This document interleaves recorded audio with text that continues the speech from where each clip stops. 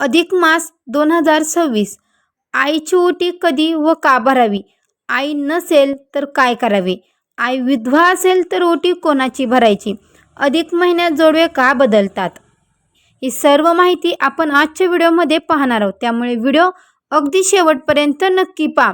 अवधूत चिंतन श्री गुरुदेव दत्त श्री स्वामी समर्थ. नमस्कार मंडळी, तुम्हा सर्वांचं गुरुदत्त या चॅनलमध्ये मी स्वागत करते. पहा मंडळी, आपल्या हिंदू धर्मामध्ये अधिक मास म्हणजे ज्याला आपण पुरुषोत्तम मास म्हणतो, तो काळ म्हणजे परमेश्वराच्या आशीर्वादाची जणू एकच परवानगीच असते. 3 वर्षातून एकदा येणारा हा महिना आपल्या आयुष्यातील संकटाचे डोंगर कापण्यासाठी पुरेसा असतो. पण तुम्हाला माहिती आहे का, या महिन्यात असे काही गुप्त गोष्टी आणि विधी दडलेले आहेत जे जर योग्य पद्धतीने केलं तर तुमच्या 7 पिढ्यांचे दारिद्र्य दूर होऊ शकते. आणि जर यात छोटीशी चूक झाली तर आपण न कळत एका मोठ्या पुण्याच्या संधीला मुकतो. आजचा हा व्हिडिओ तुमच्या आणि माझ्या, आपल्या सर्वांच्या काळजाचा अत्यंत जवळचा विषय आहे, म्हणजे आईची ओटी. आई जिच्या चरणी स्पर्श स्वर्ग असतो. पण अधिक मासात आईची ओटी भरण्यामागे नक्की काय शास्त्र आहे? अनेक जणी मला कमेंटमध्ये विचारतात, ताई ओटी नक्की कधी? आणि काही ताईंनी तर इतकी कमेंट केली की माझी आई विधवा आहे, मी स्वतः विधवा आहे, तर मी माझ्या आईची ओटी भरू का?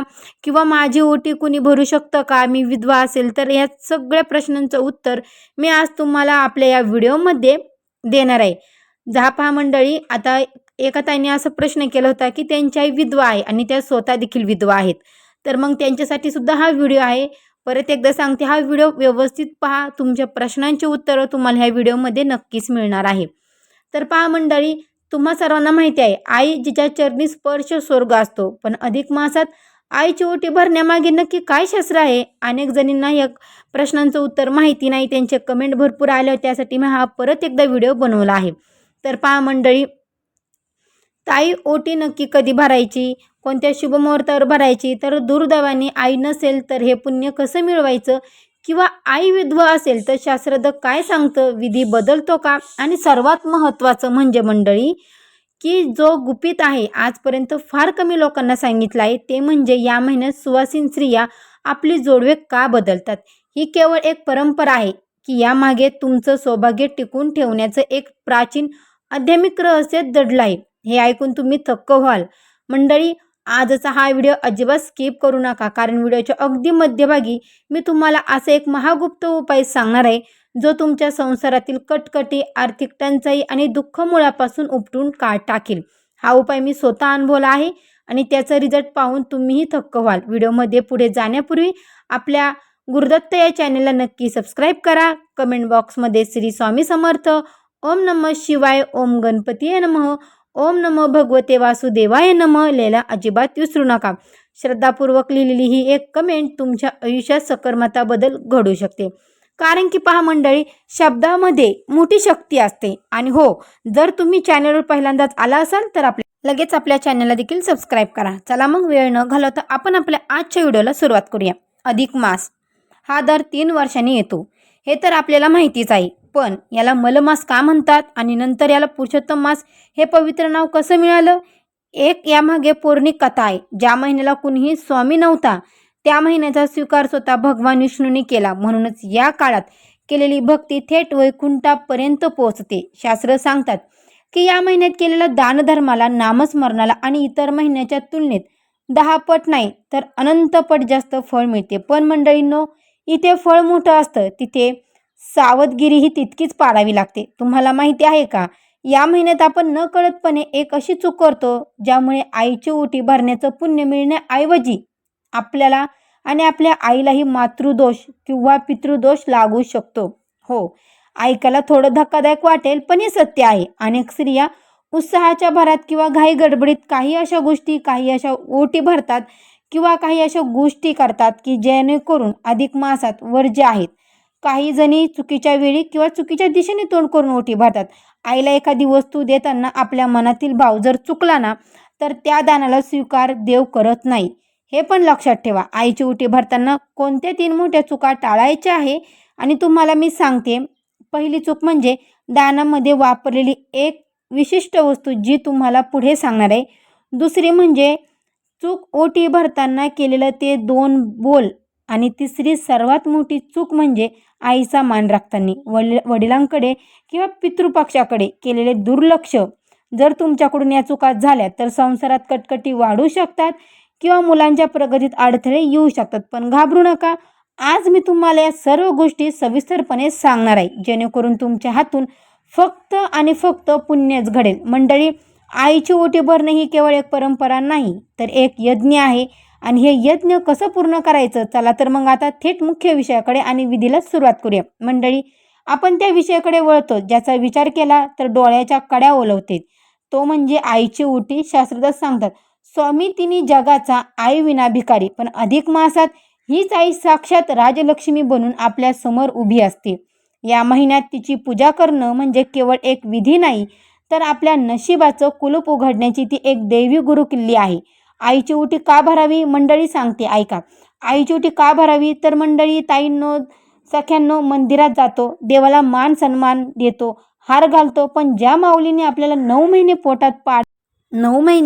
पोटात वाढवलं, जिने स्वतःच्या रक्ताचं दूध करून आपल्याला पाजले, तिची ओटी भरणं म्हणजे साक्षात विष्णूंची सेवा करण्यासारखं आहे. शास्त्रात असं म्हटलं आहे की आईच्या चरणाशी 33 कोटी देवांचा वास असतो. जेव्हा तुम्ही श्रद्धेने आईची ओटी भरता तेव्हा तुमच्या माहेरचे पित्र तृप्त होतात आणि तुमच्या संसाराच्या कुळाला भरभराटी मिळते.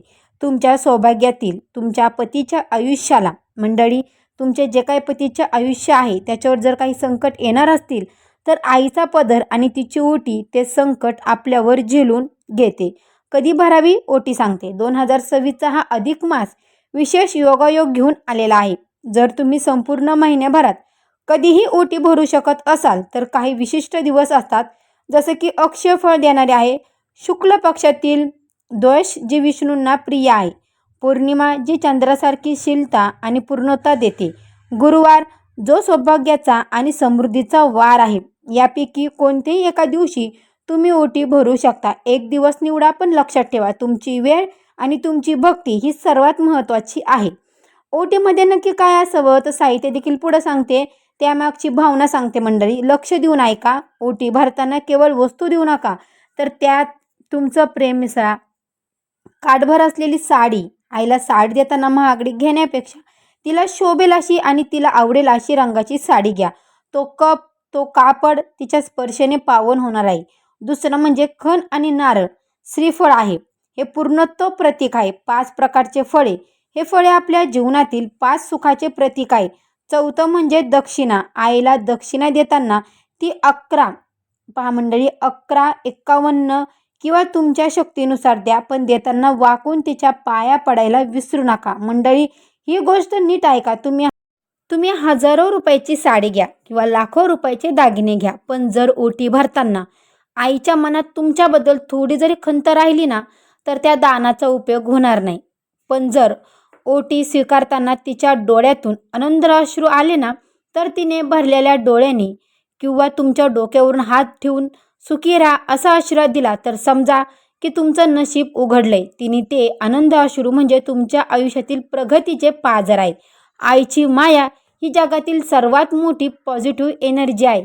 ही ऊर्जा या अधिक महिन्यात आपल्या पदरात पाडून घ्या. मंडळी, मैत्रिणींनो, ताईंनो, आता आपण अशा एका प्रश्नाकडे वळणार आहोत जो विचार करताना अनेकाचा गळा दाटून येतो आणि डोळे पाणवतात.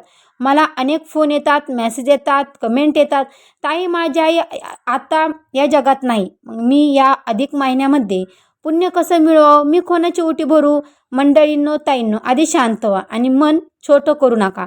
ज्या माऊलीने आपल्याला जन्म दिला ती देहाने आपल्यासोबत नसली तरी तिचं अस्तित्व आपल्या आसपासच असतं. तुमची आई जिथे कुठे असेल तिथे तिला तुमच्या सुखाची काळजी असते. मग अशा वेळी काय करायचं सांगते, ऐका. पहिलं म्हणजे आई नसेल तर पर्याय काय आहे? शास्त्र सांगतात, माता ही केवळ एक शरीर आहे, तर ती एक स्थानी आहे. जर तुमची जन्मदात्री आई नसेल तर तुमची सासूबाई म्हणजेच की तुमची सासूबाई आईच्या मनाने ओटी भरा. लक्षात ठेवा, लग्नानंतर सासू हीच तुमची आई असते. त्यानंतर सासूबाईने आनंदाने तो पदर पसरला तर तुमच्या आईला परलोकातही तितकंच आनंद होईल. समजा सासूही नसेल तर आपल्या घरातील वडीलधाऱ्या स्त्रिया, जसं की आपली आत्या, मावशी किंवा थोरली बहीण जिने तुम्हाला आईच्या मायेने सावरलं आहे, तिची ओटी भरा. मावशी, आत्या, परत एकदा सांगते, मावशी, आत्या, ताई, काकू, कुणी मोठी स्त्री असेल तुमच्या वयाने, तुम्ही त्यांची ओटी जरी भरली तरीही चालते. आणि जर कुणीही नसेल तर एखाद्या गरजू ब्राह्मण सुवासिनीला किंवा एखाद्या मंदिरात जाऊन वृद्ध मातेला आई मानून तिची ओटी भरा. तुम्ही जेव्हा त्यांना साडी आणि खण अर्पण करता तेव्हा त्या माऊलीच्या मुखातून निघणारे आशीर्वाद, ते आशीर्वाद तुमच्या आईच्या आत्म्यापर्यंत पोहोचतात आणि तुम्हाला मातृत्व कृपा प्राप्त होते. आई विधवा असेल तर शास्त्रात सांगतात, ऐका. अशा विषयाकडे जाणार आहोत. समाजात आजही दिपक्या आवाजात बोललं जातं, ताई माझी आई विधवा आहे, मग तिची ओटी भरू शकते का? मंडळी नीट ऐका. आई ही साक्षात परमेश्वर आहे. तिचं सौभाग्य हे तिच्या पतीच्या असण्यावर नसण्यावर संपत नाही. पण मंडळी, तिच्या कपाळावर कुंकू नसतं, तिच्या नातवडांच्या हसण्यात असतं. समाज काय म्हणतो यापेक्षा शास्त्रज्ञ काय सांगतं हे महत्त्वाचं आहे. आई विधवा असेल तर दुर्लक्ष करू नका. जर तुम्हाला कुंकू हळद लावता येत नसेल तर तुम्ही तुमच्या आईला प्रेमाची जास्त गरज आहे. अशा वेळी ओटी भरताना काही नियम पाळावे लागतात. आईला तुम्ही एखादी भेटवस्तू द्या, पण आईला काळी साडी किंवा गर्द निळा साडी देण्याऐवजी सात्विक रंगाची साडी द्या. पिवळा, विटकरी, भगवा किंवा एखादा फिक्का रंग द्या. आईची ओटी भरू नका, पण ओटी न भरताना तुम्ही तुमच्या आईला एखादी भेटवस्तू द्या. आता तुम्हाला हळदी कुंकू लावण्याऐवजी तुम्ही तिचे पाय दुधाने किंवा पाण्याने धुवा आणि त्यावर फुले अर्पण करा. तिच्या चरणांना स्पर्श करून तिची ओटी भरता येणार नाही तुम्हाला, पण मनात ही भावना जागृत करा की आई तू एकटी नाहीस, आम्ही तुझे अंश तुझ्या सोबत आहोत. तिला ओटीचं तिचे आवडते पदार्थ द्या, दक्षिणा द्या आणि सर्वात महत्त्वाचं म्हणजे तिला वेळ द्या. अधिक मासात एखाद्या विधवा मातेच्या चेहऱ्यावर जर तुम्ही हसू आणलं तर साक्षात भगवान विष्णू तुमच्यावर प्रसन्न होतील. कारण आईचा अपमान जिथे होतो तिथे लक्ष्मी कधीच नांदत नाही. मंडळी, आई विधवा असल्याने तिचं आई पण कमी होत नाही. त्यामुळे मनात कोणतीही शंका न ठेवता पूर्ण श्रद्धेने आपल्या आईची सेवा करा. तीच तुमची खरी भक्ती आहे. तुमच्यापैकी किती जणी आपल्या आईला मिस करत आहे हे कमेंटमध्ये मिस यू आई नक्की लिहा. आता वळूया एक रंजक प्रश्नाकडे, जोडवी का बदलायची? अनेक स्त्रिया अधिक मासात जुनी जोडवे काढून नवीन जोडवे घालतात. या अगोदर पण मी भरपूर व्हिडिओ बनवले आहेत, पण तरी पण काही ताईंचा परत प्रश्न येतात, परत कमेंट करतात. त्यांच्यासाठी परत हा व्हिडिओ, परत हा टॉपिक मी घेतलेला आहे. परत ऐका एकदा ताईंनो. अधिक मासात जुनी जोडवी काढून नवीन जोडवे घालतात. शास्त्रानुसार जोडवे हे सुवासिनीचे लक्षण आहे आणि ते चांदीचं असतं. चांदी हा चंद्राचा धातू आहे जो मन शांत ठेवतो. अधिक मासात जुनी झिजलेली जोडवे बदलून नवीन जोडवे घातल्याने स्त्रियांची ऊर्जा पुनर्स्थापित होते असं मानलं जातं. नवीन जोड्यामुळे पती पत्नीमधील स्नेह वाढतो आणि घरातील नकारमत्ता दूर होते. म्हणून या महिन्यात नवीन जोडवे नक्की करा. जसं की मी तुम्हाला सुरुवातीला सांगितलं होतं. आता वेळ आहे एक खास उपायाची. तुळशीचा उपाय सांगते, ऐका मंडळीनं. अधिक मासात रोज संध्याकाळी तुळशीजवळ शुद्ध गाईचा तुपाचा दिवा लावा आणि त्या दिव्यात एक लवंग टाका. यामुळे घरामध्ये लक्ष्मी कायमस्वरूपी वास राहील. दुसरं म्हणजे दान. जर आईची ओटी भरणं शक्य नसेल तर किमान 33 अनारसे नक्की दान करा. एखाद्या मंदिरामध्ये किंवा ब्राह्मणाला दान करा. दान हे विष्णू स्वरूप मानलं जातं. तर मंडळी, आजचा हा व्हिडिओ तुम्हाला कसा वाटला? तुमच्या मनात काही शंका असेल तर नक्की विचारा. आपल्या आईचं आणि सासूचा सन्मान करा, कारण त्यांच्या आशीर्वादापेक्षा मोठं कोणतंच दैवत नाही, कोणतं वैभव नाही. पुन्हा एकदा सांगते, कमेंटमध्ये श्री स्वामी समर्थ, ओम नमो भगवते वासुदेवाय लिहायला विसरू नका. व्हिडिओला लाईक करा, चॅनलला सबस्क्राईब करा. भेटू पुढच्या एका अशाच माहितीपूर्ण नवीन व्हिडिओमध्ये. तोपर्यंत सर्वांना श्री स्वामी समर्थ.